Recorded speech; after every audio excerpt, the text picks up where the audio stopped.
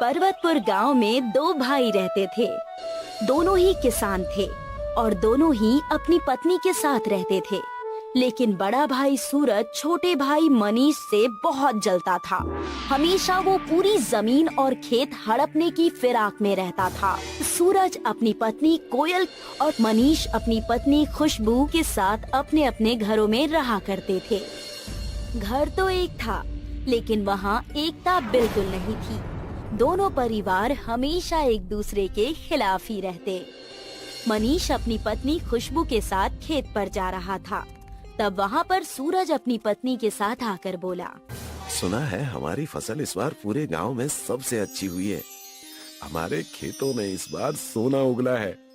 मेरी खुशी का ठिकाना ही नहीं है और दूसरों की फसल को देखकर लगता है कि उनके घर एक दाना भी नहीं आएगा। लगता है जेठ जी के खेतों की फसल इस बार बहुत अच्छी हो गई है, इसलिए इतना बोलबाला कर रहे हैं। सूरज और कोयल की बात सुनकर मनीष और खुशबू दोनों निराश होकर खेत पर जाने लगते हैं। हमारी फसल भी कम नहीं हुई है। हम अगली फसल के लिए अभी से ही मेहनत करना शुरू कर देंगे। इस बार हम महंगे वाले खाद मंगवा लेंगे और मैं भी आपके साथ खेत में हाथ बटाऊंगी। दोनों वहाँ से अपने अपने घर चले जाते हैं। अगले ही दिन मंडी में फसल का दाम लगने वाला था। कई किसान वहाँ पर अपने फसल के साथ आए थे। सूरज और कोयल भी वहाँ पर आए थे। तुम्हारे फसल है ही कितने? इन फसलों को तो मुझे ही बेच सकती हो। इसका भाव तो मैं ही लगा देती हूँ। दीदी, आपका नाम ही सिर्फ कोयल है, लेकिन बातें आपकी पूरी कठोर है। हमारा जो भी हिसाब होगा उसे हम देख लेंगे। इतना सुनते ही कोयल वहाँ से मुंह बनाकर निकल जाती है और खुशबू अपने फसलों का भाव ताव करने लगती है। आइए खुशबू बहन, इस बार का आपका फसल कैसा गया? दिखने में तो बहुत अच्छा दिख रहा है। क्या बताऊं भैया जी, इस बार फसल तो अच्छे हुए हैं, लेकिन कम हुए हैं। चने की खेती कहाँ आजकल कोई करता है। चने की खेती कम करने की वजह से ही चने आजकल बहुत महंगे बिक रहे हैं। खुशबू अपने चने के फसल लेकर मंडी पर भाव कर ही रही होती है कि कोयल के चावल के फसलों का दाम लग जाता है। चावल के दाम को देखकर कोयल और सूरज निराश हो जाते हैं। वहीं मनीष और खुशबू चने के फसलों के दाम से खुश रहते हैं। मैंने तुमसे कहा था इस बार हम भी चने का फसल कर लेते हैं, लेकिन तुम मानी ही नहीं। अब देखो, हमसे ज्यादा मनीष को चने का दाम मिल गया। अरे, तो कौन सी इतनी बड़ी बात हो गई? हम भी अगली बार चने की फसल करेंगे, इसमें कौन सी बड़ी बात है। सूरज और कोयल दोनों चने की खेती तैयार करने लगते हैं। दूसरी तरफ मनीष और खुशबू भी चने की फसल की तैयारी में लग जाते हैं। अजी सुनती हो, इस बार हमें अच्छी तैयारी करनी है। इस बार भी हम चने के फसल उगाएंगे। समय बीत रहा था। सूरज महंगे महंगे खाद लेकर अपने चने की फसल पर डालता है और उनकी बहुत अच्छी तरह से देखभाल करता है। हमें हमारे खेत के चारों तरफ कांटे और तार लगाने पड़ेंगे, वरना हमारे खेत में जानवर आ जाएंगे और हमारी फसल को इससे नुकसान हो सकता है। नहीं जी, पहले से ही हमारे फसलों में इस बार बहुत पैसे खर्च हो गए हैं और अब हम और खर्चा नहीं कर सकते। हमारे पास इसके अलावा कोई और रास्ता नहीं है। जानवर ही अगर हमारे फसल खा लेंगे तो हमारे लिए क्या बचेगा? आपके भाई मनीष ने तो कांटे या तार नहीं लगाया है, तो हम क्यों परेशान हो रहे हैं? मनीष भी अपने खेतों की रखवाली बहुत अच्छी तरह से कर रहा था। हर रात वो अपने खेत के पास ही खटिया डालकर सोया करता। इस बार मैं अपने खेतों की ज्यादा रखवाली करूंगा। इस चने की खेती से ही मैं अपने पूरे साल का घर चला लूंगा। हमारी मनोकामनाएं जरूर पूरी होंगी जी। हम और मेहनत करेंगे और फसल काट कर मंडी में बेच देंगे। जब सूरज ने मनीष के चने की खेती देखी तो वो हक्का बक्का रह गया। मनीष की खेती में चने की फसल बहुत उपजाऊ और सोने जैसी चमक रही थी। सारी चीजें देखकर वो अपनी पत्नी कोयल के पास गया और उसे सारी बातें बताई। मैंने आज मनीष के चने की खेती देखी। हमारे खेत से 10 गुना ज्यादा उसके खेतों में फसल नजर आ रही है। ये कैसे संभव है मुझे नहीं पता, लेकिन ये बात सच है। लेकिन ऐसा कैसे हो सकता है? ना महंगे खाद, ना कोई पहरेदारी, फिर भी इतने अच्छे फसल कैसे? मुझे और कोई ताने नहीं सुनने उस खुशबू के। आपको कुछ करना होगा जी। रुको, मैं इसका इलाज जानता हूँ। एक तांत्रिक है, वही इसका कोई उपाय बता पाएंगे। अब समझ लो उस मनीष का अंत समय आ गया है। सूरज और कोयल दोनों तांत्रिक के पास जाते हैं और उनसे इस समस्या का समाधान पूछते हैं। बगड़बोल बगड़बोल, बच्चे, मैंने तेरी सारी बातें सुन ली। मैं तुझे एक दवा देता हूँ। इस चीज को जाकर अपने भाई के फसल पर डाल देना। फसल पूरे लोहे का हो जाएगा। तांत्रिक ने सूरज को एक दवा दी, जिसे मनीष की फसल में डालने के लिए कहा। जी, हम ऐसा ही करेंगे। और रात होते ही सूरज मनीष के खेतों में जाकर सारी फसलों में वो दवाई डाल देता है। सुबह होते ही जब मनीष की नींद खुलती है तो वो फसल देखकर हैरान हो जाता है। वो वहीं बैठकर रोने लगता है। हे भगवान, ये क्या हो गया? मेरे फसल लोहे की हो गई। मैंने क्या बिगाड़ा है भगवान किसी का? मैं कहां से अपना घर चलाऊंगा? खुशबू कहाँ हो तुम? ये देखो, हमारे फसलों को क्या हो गया? मनीष की आवाज सुनकर वहाँ पर खुशबू और पूरा गांव आ जाता है, साथ ही सूरज और कोयल भी। लेकिन ये सब कैसे हो गया? कल रात तक तो हमारे फसल बहुत अच्छे थे, मैंने खुद ही देखा था। और अब हम क्या करेंगे? लोहे के चने की खेती देखकर सूरज और कोयल बहुत खुश हुए और कहने लगे, कोई बात नहीं छोटे भाई, तुम कुछ दिन हमारे घर से चने लेकर बनाना और खा लेना। अब क्या कर सकते हैं खुशबू बहन, अब रोना बंद कर दो और हमारे घर पे आके चने खा लेना। मैं रो कहाँ रही हूँ? भले ही हमारे साथ कुछ भी हो जाए, लेकिन हम तुम लोगों के घर नहीं आने वाले। तुम लोग उसकी चिंता मत करो।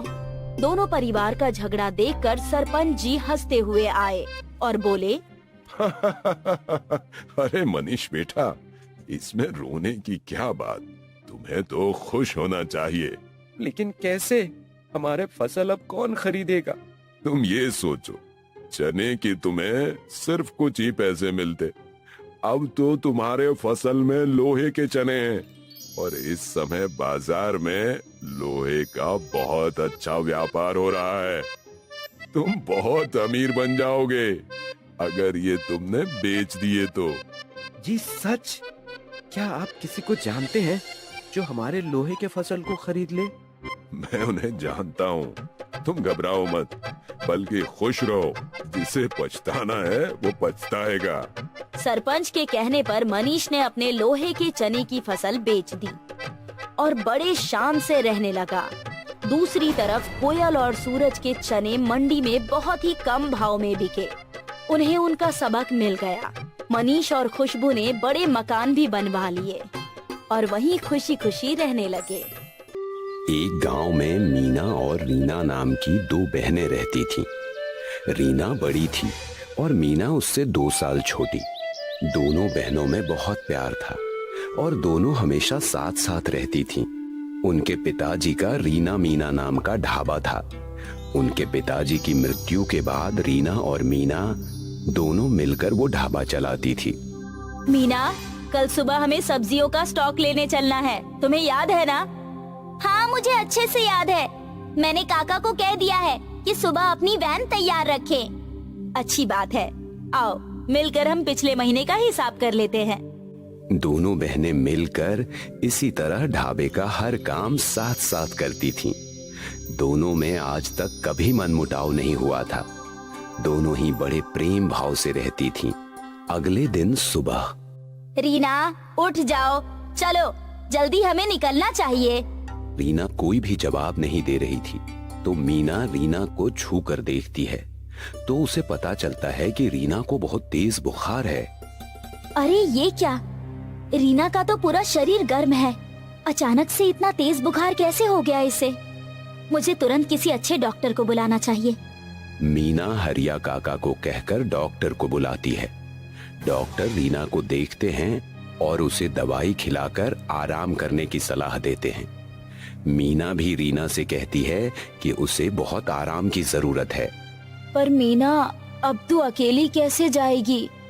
ढाबा कैसे संभालेगी? ये मेरी तबीयत को भी अभी खराब होना था।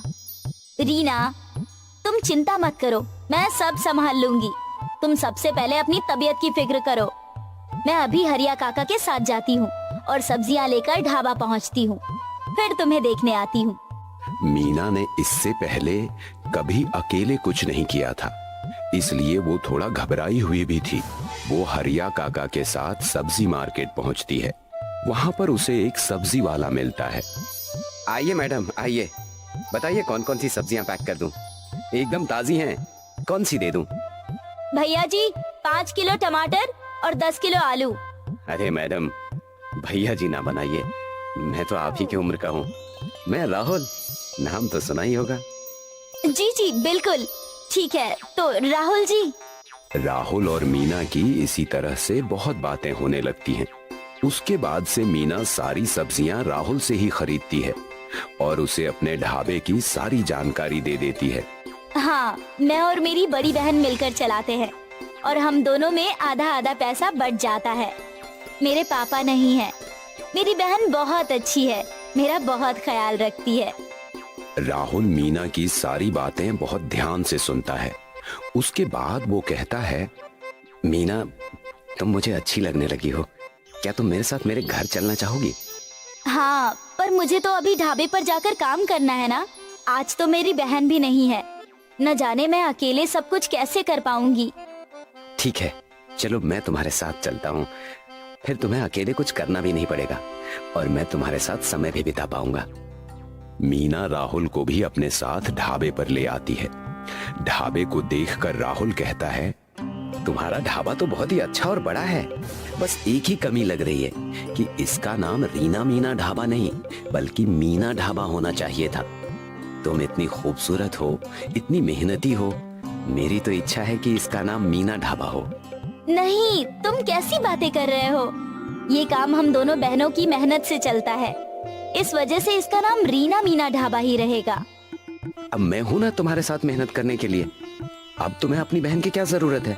सोचो, ये पूरा ढाबा अगर तुम्हारे नाम पर हो जाएगा तो हम कितनी अच्छी जिंदगी जी पाएंगे। रीना की तबीयत कुछ दिन और खराब रहती है। इधर राहुल मीना को धीरे धीरे रीना के खिलाफ भड़काने लगता है। वो उससे कहता रहता है कि तुम ये ढाबा अपने नाम करवा लो और फिर मैं तुमसे शादी कर लूंगा और हम दोनों मिलकर एक खुशहाल जीवन बिताएंगे। मीना धीरे धीरे उसकी बातों में आ जाती है और फिर ढाबे के पेपर बनवाकर रीना से गलत तरीके से साइन करवा लेती है। रीना की तबीयत ठीक नहीं होती, इसीलिए वो बिना कुछ पूछे पेपर पर साइन कर देती है। इसके बाद मीना ढाबे का नाम रीना मीना ढाबे से मीना ढाबा कर देती है और राहुल के साथ रहने लगती है। अब रीना की तबीयत ठीक हो जाती है और वो ढाबे पर आती है। वो राहुल को पहली बार देखती है तो राहुल को देखकर ही उसे लगता है कि ये आदमी ठीक नहीं है। मीना, ये सब तुमने क्या कर दिया है? ये हमारा बोर्ड क्यों चेंज कर दिया है? और ये आदमी कौन है? अब ये ढाबा मेरा है, तुम्हारा इस पर कोई अधिकार नहीं है। तुम चाहो तो मैं खुद तुम्हें पेपर दिखा सकती हूँ। तुम्हारे लिए अच्छा होगा कि तुम यहाँ से हमेशा के लिए चली जाओ और मुझे और मेरे प्यार को शांति से ये ढाबा चलाने दो। रीना समझ जाती है कि इसी ने उसकी बहन के कान भरे हैं। वो उस समय झगड़ा करना सही नहीं समझती। उसे पूरा विश्वास होता है कि ये सब किया धरा राहुल का है, पर अभी मीना की आंखों पर प्यार की पट्टी बंधी थी, इसलिए वो वहां से चली जाती है। उसके बाद मीना ढाबा के सामने एक छोटी सी गुमटी में रीना ढाबा नाम का अपना काम शुरू करती है। पर जाने माने मीना ढाबा के सामने लोग रीना के ढाबे पर नहीं आते हैं। अब मुझे कुछ ऐसा करना पड़ेगा कि मेरा ढाबा खूब चलने लगे और फिर मैं मीना को सच्चाई बता सकूं और उस राहुल के चंगुल से छुड़ा सकूं। रीना बहुत सोचती है और फिर उसे एक आइडिया आता है। वो सोचती है कि क्यों ना एक ही थाली में 54 प्रकार के व्यंजन परोसे जाएं। ताकि लोगों को खूब वैरायटी खाने को मिले और एक ही प्लेट में उनकी सारी इच्छाएं पूरी हो जाएं। ऐसा कुछ अलग करने से उसके ढाबे पर लोगों का आना बढ़ने लगेगा। हाँ, ये आइडिया बहुत अच्छा लग रहा है। मैं इस थाली का नाम बाहुबली थाली रखूंगी। अब मेरे ढाबे की बाहुबली थाली पूरे शहर में फेमस होगी। रीना अपना बाहुबली थाली लॉन्च कर देती है। देखते ही देखते उसकी बाहुबली थाली पूरे शहर में फेमस हो जाती है और उसका रीना ढाबा बाहुबली रीना ढाबा के नाम से जाना जाने लगता है। वो बहुत पैसे कमाने लगती है और अपने ढाबे को बहुत बड़ा बना देती है। उसके सामने अब मीना ढाबा चलना बंद हो जाता है। एक रात को जब वो अपना ढाबा बंद कर रही होती है तो उसे सामने से चिल्लाने की आवाज आती है। अरे अब तो तुम्हारे पास चौवन्नी भी नहीं बची है। मैं तुम्हारे साथ नहीं रह सकता। मैं जा रहा हूं। तुम अपने इस ढाबे को संभालो और ना कुछ हो सके तो यहीं इसी ढाबे में खुद को मार देना। पर तुमने तो कहा था कि तुम मुझसे बहुत प्यार करते हो और किसी भी हालत में मुझे छोड़कर नहीं जाओगे। जब तक पैसा है तब तक प्यार है। अब मुझे तुम्हारे पास कोई फायदा नहीं दिखता। ये सब सुनकर मीना रोने लगती है। राहुल वहां से चला जाता है और तभी रीना उसके पास आती है और उसे गले लगा लेती है।